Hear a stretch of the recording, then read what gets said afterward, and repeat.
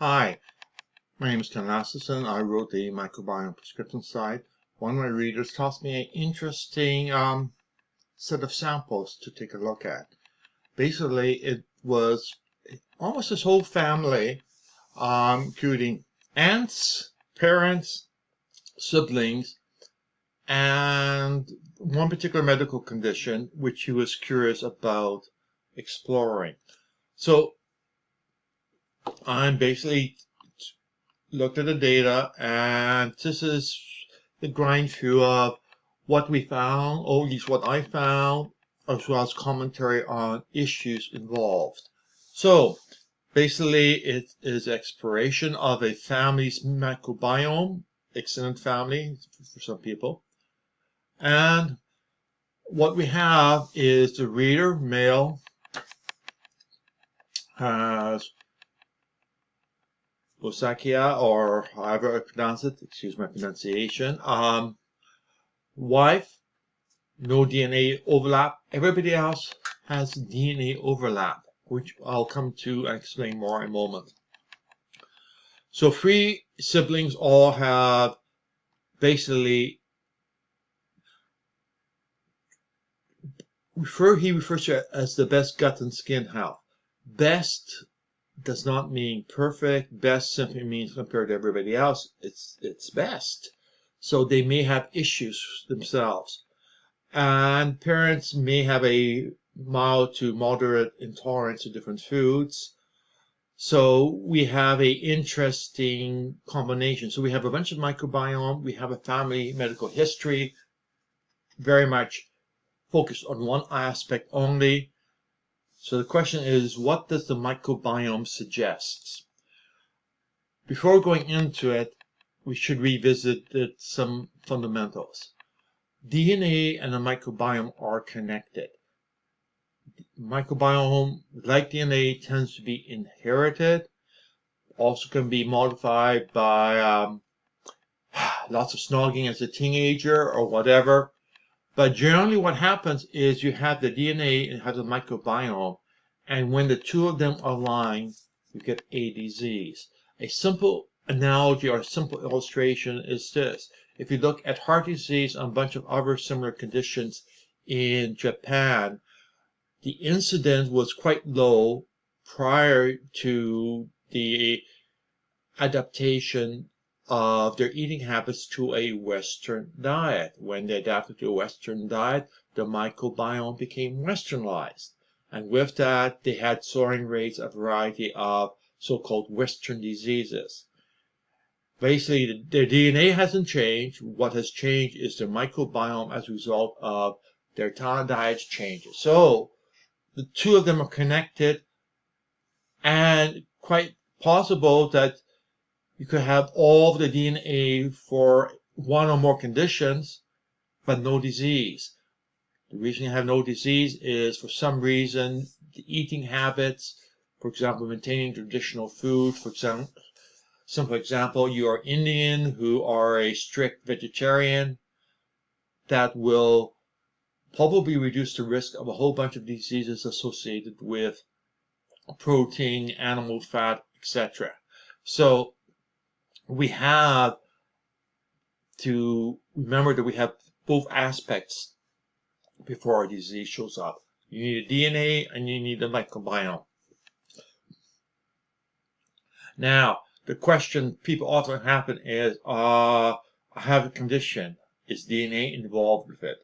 At this point in time, I should go and take a quick example.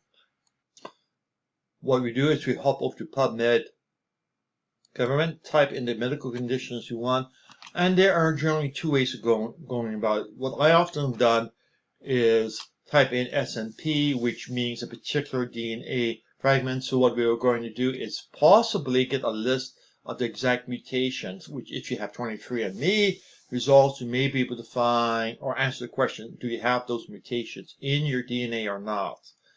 So let's just click there and see what comes up. In this case, we are immediately directed to an article which is a 2015. Since it's not a long list of articles, it probably implies it's relatively low study, But if we go down and scan through it, we go and we see a whole bunch of particular things being spelled out, and the conclusion, which is what we are looking for, nothing more, is that we have gene variations which are identified with the condition. So in other words, DNA in this condition plays a role. The other way is we go back there and we go and type something like genetic.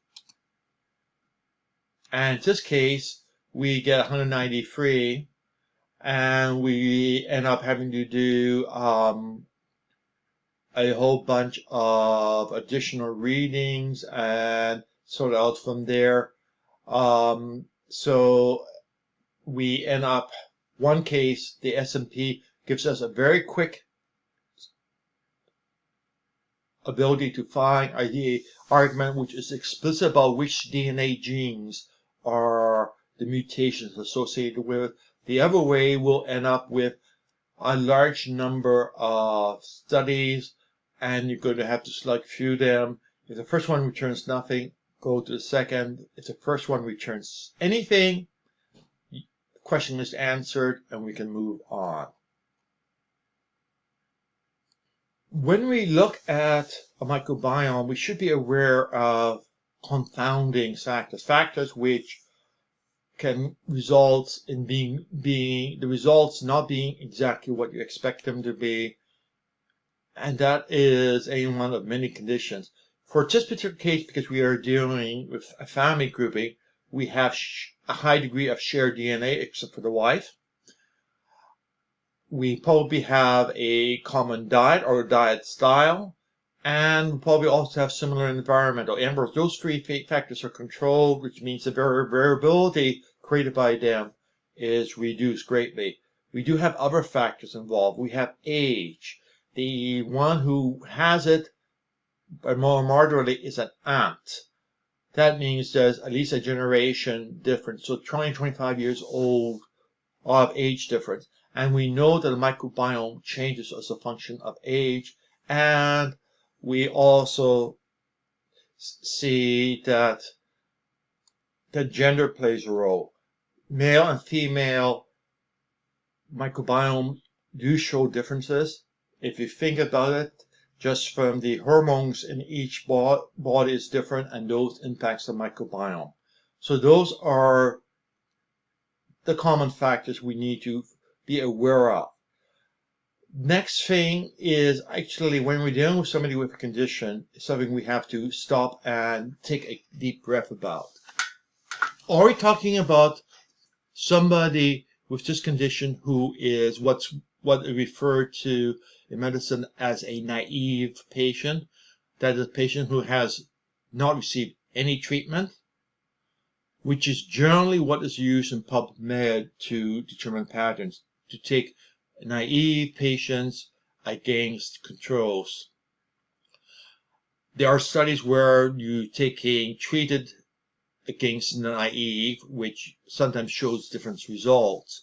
But in general, most of the PubMed studies are based on naive patients. So if any of the people are actively taking medications, prescription medications, those are going to alter the microbiome. If anything, they are likely to cause the signatures to disappear, because the medication are probably altering the microbiome to a moderate extent. If it works, it probably does in fact modify it. And the last one does have a DNA factor, which is what we just did in a moment ago. So let's go on, and what we are going to do. What we're going to do is we are going to actually look at the total of 9 reports in the comparison suite of tests. We have 14 reports, 5 of which shows everything without any filtering. 9 are filtered only to that what is significant. Why do I filter?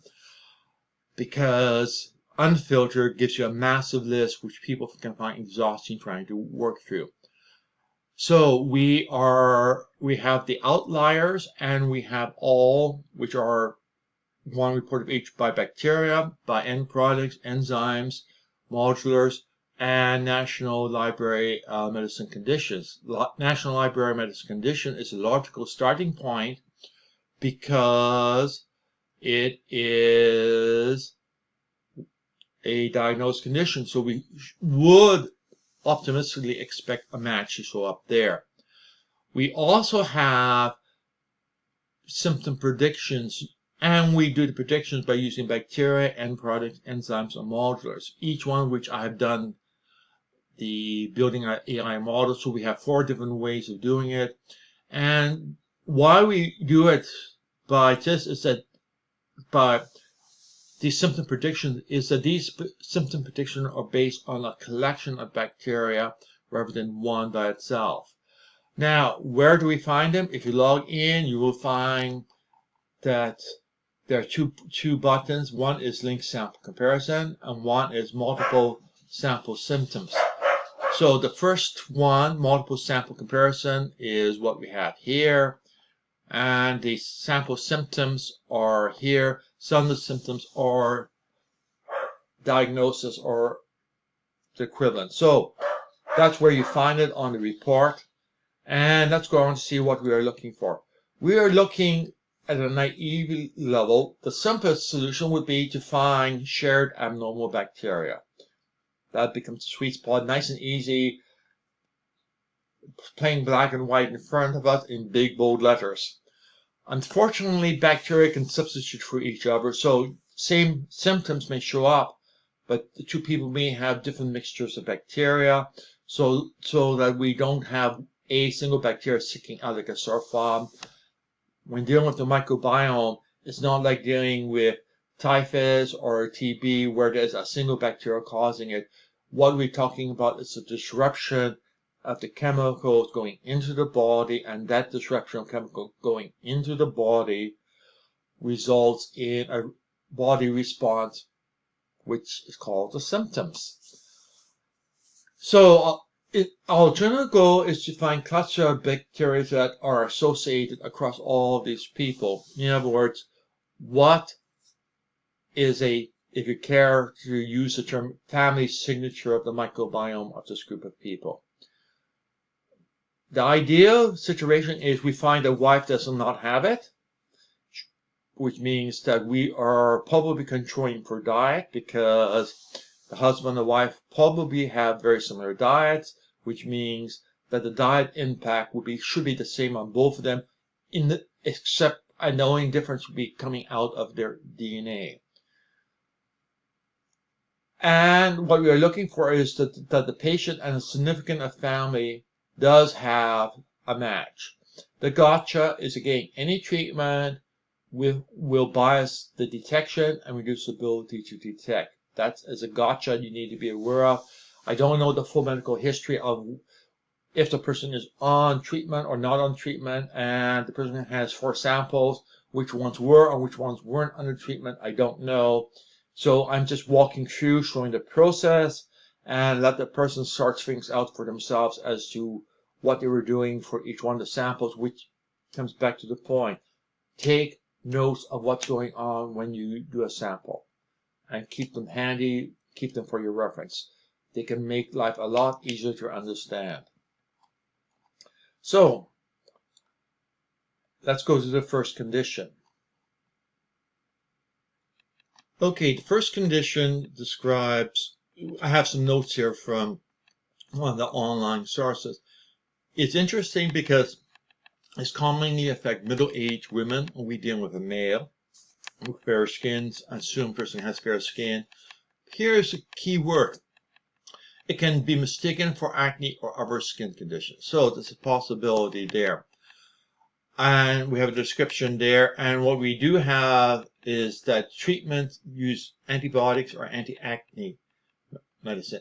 Acne medicine generally almost all have microbiome impact, which means antibiotics or acne medicine, you end up with the microbiome being changed. So if the person is treating it, the microbiome will be not naive. It will be altered, which means the signatures in it are going to be diminished. So I went over to the, and I'll just walk through the process. I went, give me a second, to there, and we have multiple sample comparison here. And I have all the samples there. I keep all of them selected. I'm going to go directly down to outliers. Outliers will show anything that it statistically appears to be significant. I'll go there and view report. Nothing. Not any condition. In other words, we could find no match up to National Library of Medicine reports on what type of shifts are seen.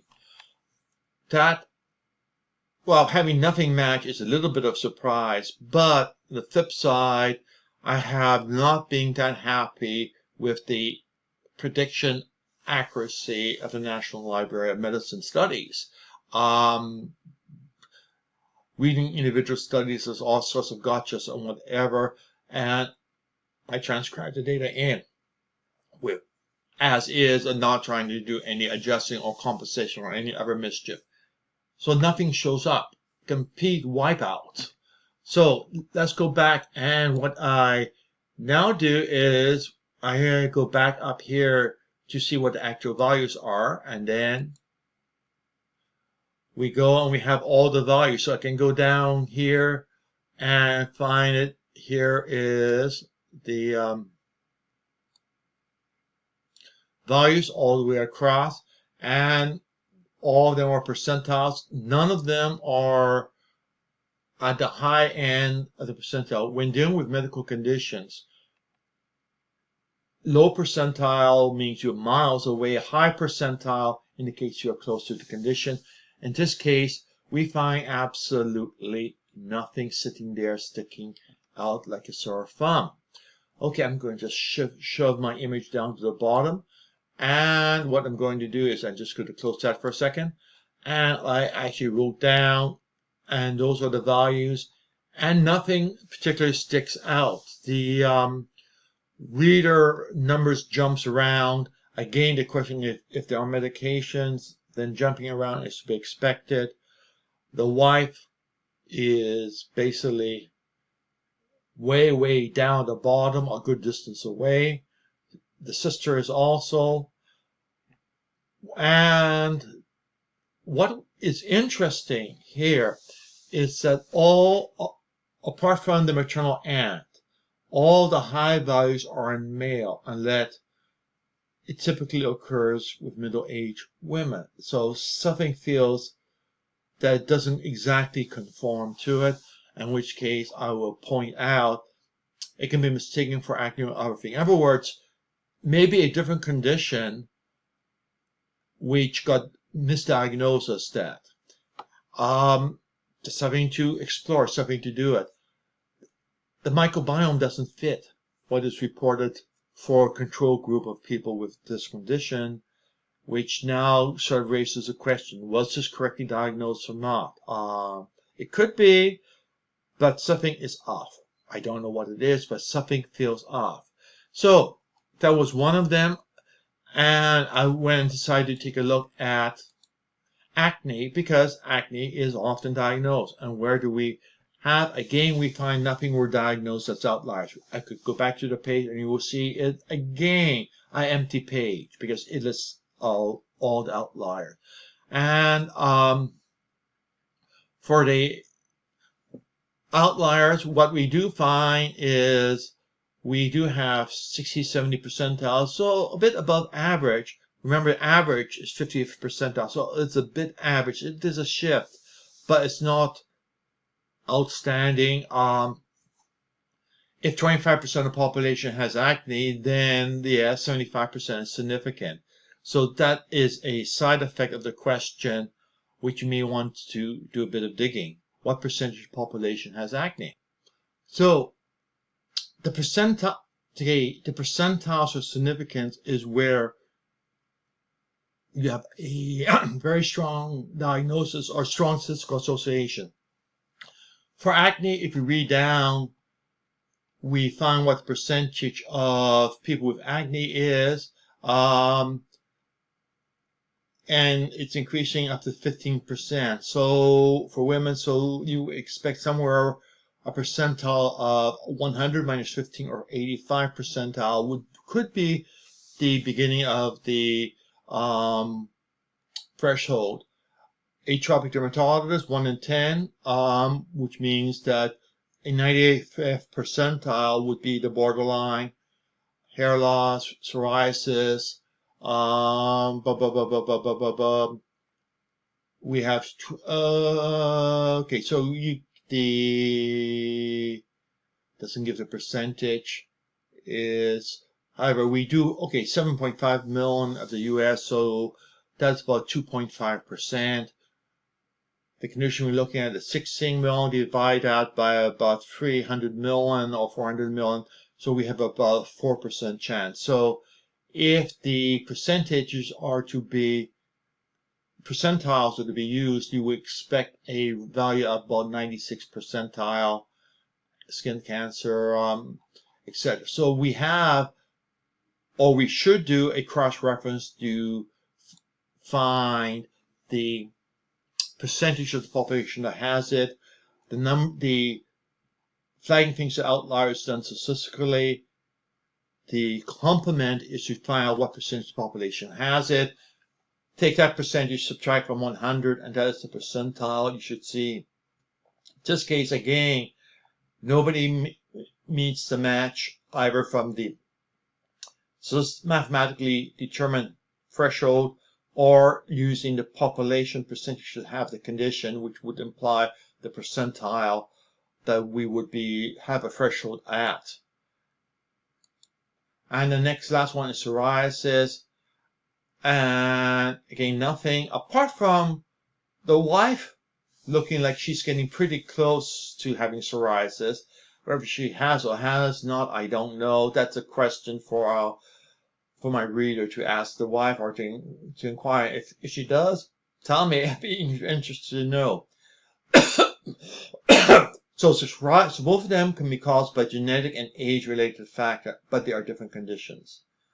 And definition there. So that's where we have gotten to, is that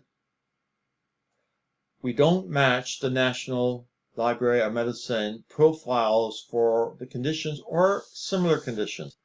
So this isn't the end of the story.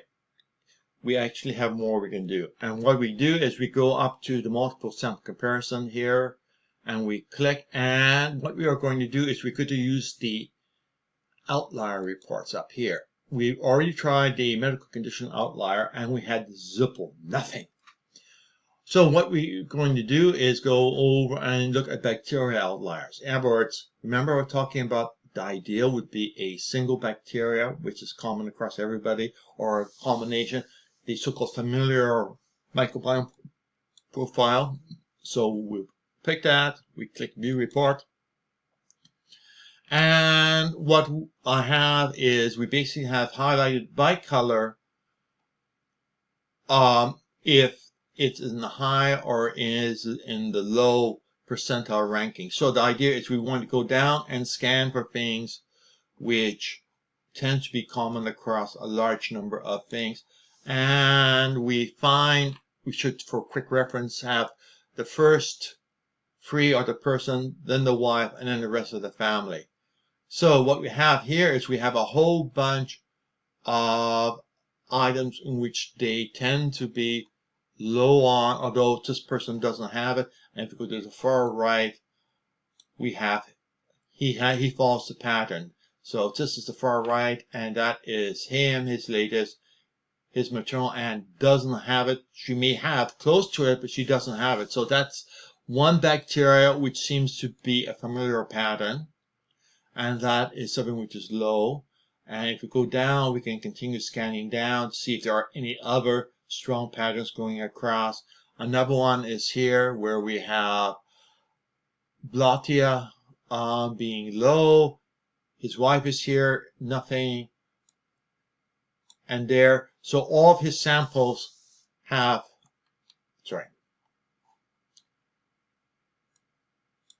all of his samples have blot here low, which may be, or appears to be, something which is connected to him actually having active case of the condition. Again, we can continue onwards, downwards. Again, we have random ones here and there. And the last one is something I should remove because it's a bogus one. Okay, so that's what we can do. So we identify one particular bacteria which he is low in, and abnormally low, and consistently abnormally low. Another one which seems to also be low. So we have 2 low bacteria, which is the net result of that. Now let's go onwards and let's look at end product outliers. Again, we have here, and we notice we have this big solid chunk of blue across.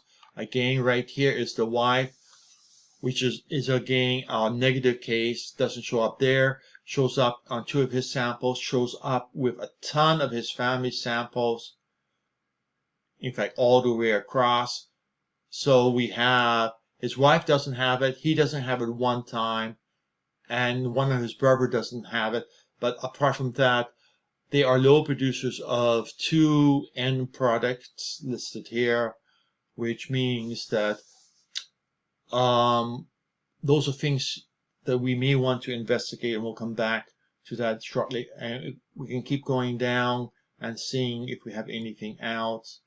Over in the far right, I have the count of number of highs and lows, and there are 10 choices there, and we would want to find something with at least 7 items in it.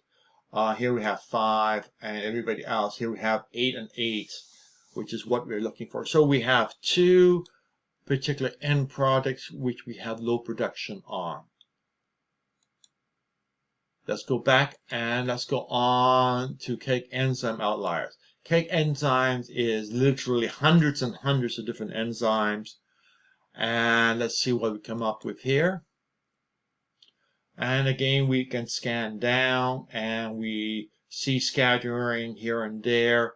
If you go to the far right, again, what we want to do is we want to find something with 8 or so in it, and we can just scan down the list on the right to make life easier. And as you see, it's a long list, and we don't notice any particularly strong patterns which goes across the family individual. Here we have one thing, which we have 7, which is borderline. So we have a particular enzyme where we have a low amount is very constant across the board, and then we have these last 3 who are brother, colon, sister, maternal aunts, which don't have that issue there. And then we have another one here, which almost the same identical pattern. So we have 2 enzymes which appears to be involved, and those are 2 which again the reader has to go and do their own research, or get the MD to do the research, or get somebody else to do it. I'm a data nerd, not a biochemist or a medical professional. Another one again, which is a little bit there, and we have 6, so it's borderline. We remember we really want to have 7 or more out of 10, 70% in common, of which 1 would be the wife will not be included in it. And if the wife is included in it, it implies it could be a diet characteristic. So that's it for the enzyme list, which is again a good long list. And now we go over to cake modulars. And again, we can go down and see if we see any particular patterns. Again, we have 10 choices, so anything which is not 7 or above, we can basically blow away. We have nothing there. So it's a wipeout, which is not unexpected. We slice and dicing and trying different combinations to see if there's a logical combination of bacteria, such as these bacteria produces this enzyme, which presents a pattern across the family. Okay, so let's go and flip back and look at the summary. Here we have the end products, and I did a quick browse to find out about it, and actually discovered that there is a X-linked DNA medical condition called Fabry's disease. A person may or may not have a risk for it, and that is caused by deficiency of this particular end product.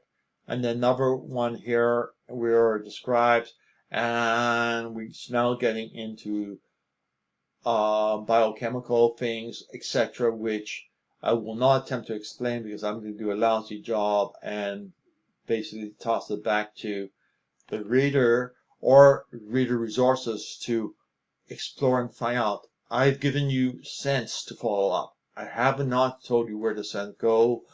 In general, I will do a quick browse like I did to find this particular disease caused by shortage of that, but I will not dig in beyond finding quick, easy, skimming the surface stuff. Okay, and if we go on, we now going to go over to symptom patterns. To get to symptom patterns, we go and click and go back to our samples. And it's the second button here, so we click the second button. And we basically are trying to predict symptoms with a odds of happening by random being 1 in 100 or less.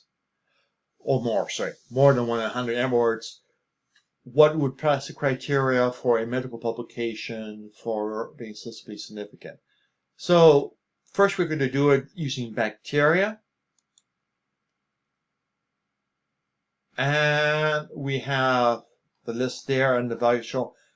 And fortunately on this one, because there's only one value being shown on the page, not two, we have a table magic happening. If I click here, matches here and matches here, and voila, we are automatically able to sort things. And number one symptom, which everybody has, including their wives, is lack of voluntary muscular control. Okay, at this point, I should describe a weakness of certain science symptom prediction. And the weakness is a very simple one. We're dependent on what people have done. Now, if everybody who has this condition also has another condition, then we cannot differentiate the two of them. So you may get a false match saying, hey, guess what? You are there. Second symptom, I don't know if it's true or not, but it sure looks like it, is we have O negative blood type. We also have coming down in 7, which is again on the threshold, we have a propensity towards panic attack or anxiety. And this one here, we have a metabolic syndrome. The medical condition we're looking at would fall somewhere in the metabolic syndrome spectrum. So that sort of comes into agreement. And then we end up moving down into the 6 out of 10, which is weaker. And if you exclude the wife, we're down to 5. So forget that one. Feeling steady on feet, again, his wife doesn't have it. Crohn's disease, we have some symptoms of it. None of these are 100%. All of these are relatively low percentages, so they're not a strong match. And again, we do have the problem of symptom clustering together, which ends up meaning that we cannot differentiate symptoms one from another as well as we would love to be able to do. And then we're down to 5, so at which point of time, I say forget it. You want to really be ideally at 10 with the wife being excluded or somewhere there. Again, we have Cis 8 is actually a 7, and Cis 7 is a 6. Sorry, correction. Cis 8 is a 7, and Cis 7 is a 6 because for family patterns because the wife was included in the match, which means it could be a diet factor, etc. So we have what appears to be a match, although I have no idea from the correspondence if that is actually a correct match or not. Again, these are just things that matches, and they can be incorrect. End products. Remember we had 2 end products which were significant and common. Let's see if those result in any particular type of predictions. And we have some age predictions, but first over here, remember, sort them in order. Remember, we want to really have 8, 9, or 10. The best we have done is 7. But number 7 is acne, and the wife has it, so that talks it down to a 6. In fact, all of these items, the wife has it, which means it is probably not a familiar pattern. So we can largely ignore the symptom predictions for here because none of them are particularly strong. And we go on to take enzyme prediction. Again, over to the right. And we have some 8s. We have 3 8s. And again, we have a problem of the wife having it. What is interesting is the father doesn't have it, and the sister doesn't have it. And the aunt doesn't have it, which is on the maternal side, which means if it was the mother and the maternal side didn't have it, then fair enough. It's maternally linked. But again, nothing particularly there. We have celiac disease, which means it could be, if you remember back, we had the mother and the father having some food sensitivity.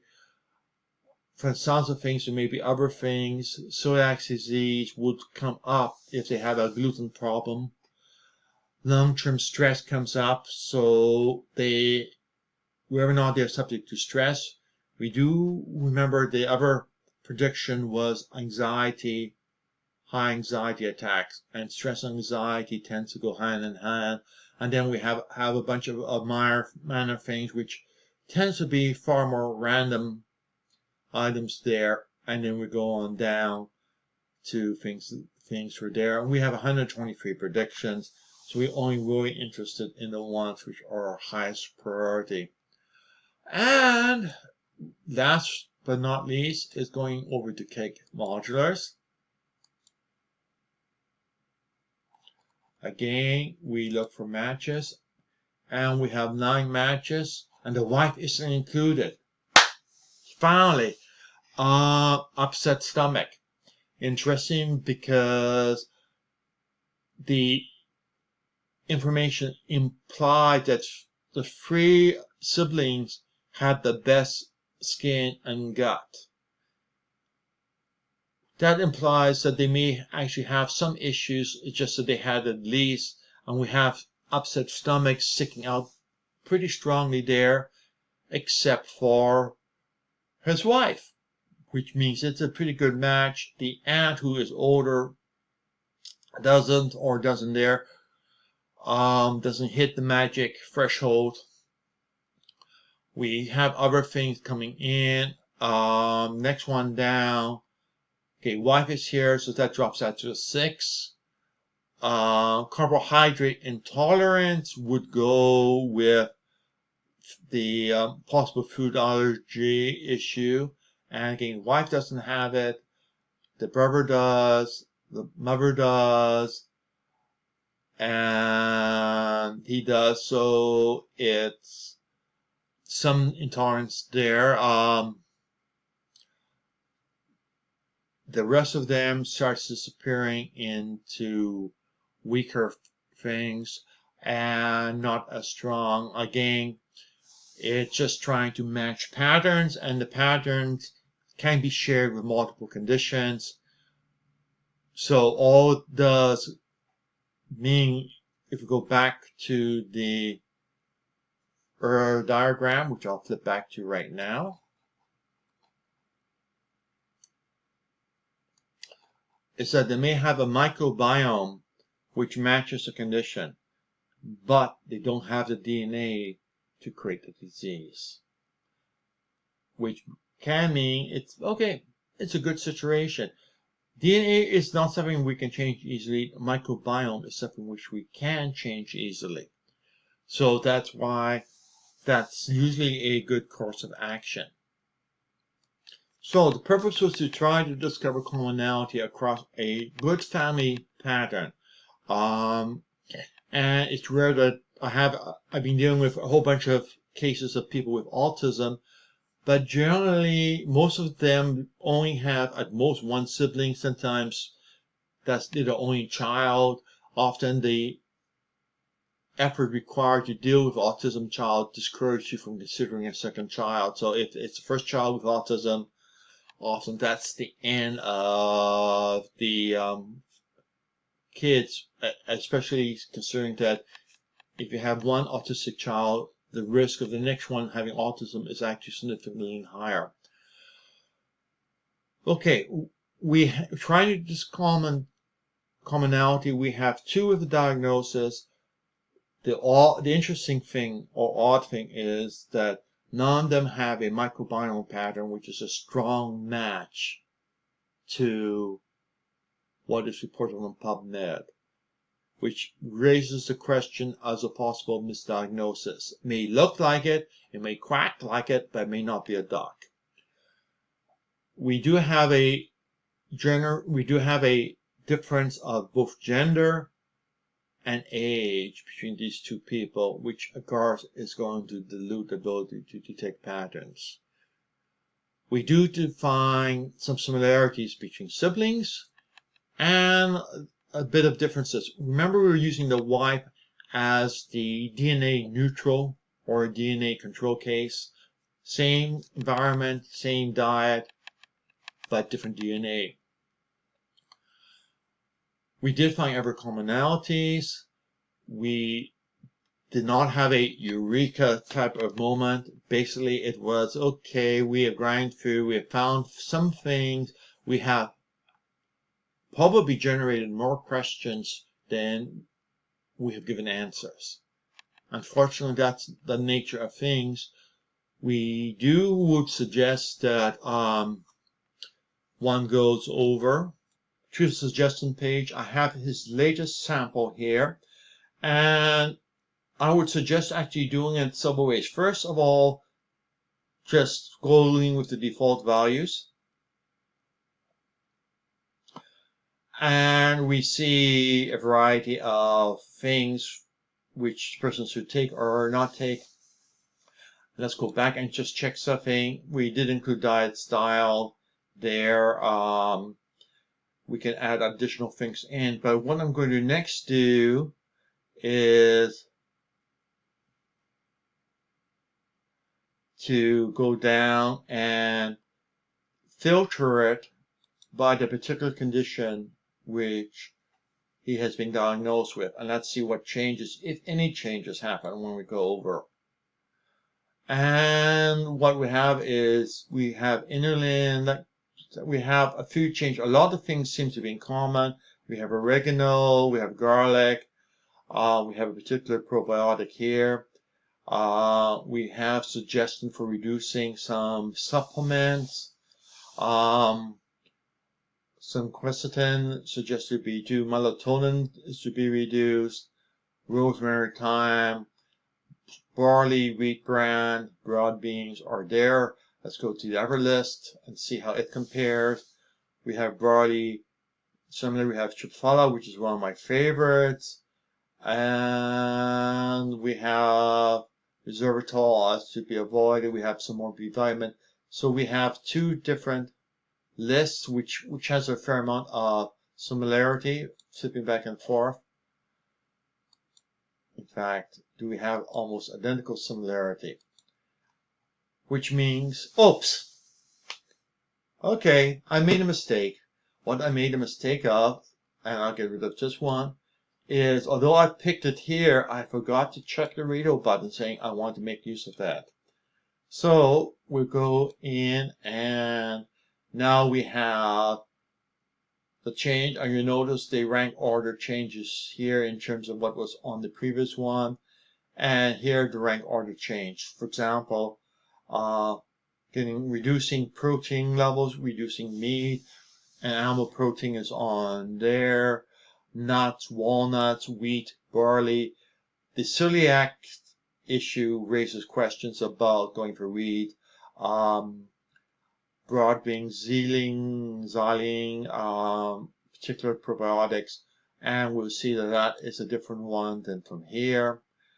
Again, what we may want to do is say, okay, let's do everything. What we did do is we ended up seeing that we had acne as a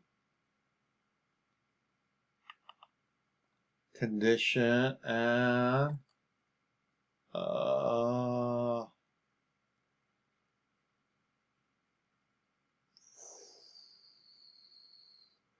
don't see it. I think I know why, because this is restricted to only combination with very strong relationships. So that's why it doesn't show up there. So acne doesn't show up there because the relationship isn't super strong, and I'm trying to reduce high anxiety. That was one of those which was on the list. So let's go and see what the suggestions is. And we have similar combination on the left and similar combination on the right. Sorry, no marijuana. Okay, so suggestion would be to try to see about incorporation with the wife to change the family eating habits apart in terms of the suggestions done. For example, having barley for breakfast with perhaps some inulin with walnuts, Mediterranean diet with oyster mushrooms becomes a very good suggestion for how to modify it. Over here, oops. Okay, this was the last one, and we have barley again, walnuts. We don't have Mediterranean diet here, but you can get a longer list by simply going over here and increasing that number to a higher number. Okay, at this point in time, I'm going to ebb out. You have the ability to select criteria. If there's particular items there, like from Symptom Signs, which happens to be correct, you can toss that in, and that will bias the suggestions towards things that will deal with that particular symptom set. And again, the symptom sets here is not everything in the other. It is things which have a very strong relationship to the symptom, not a relatively weak one. So at that point in time, I'm going to shut up and get this up online and then crawl off to bed.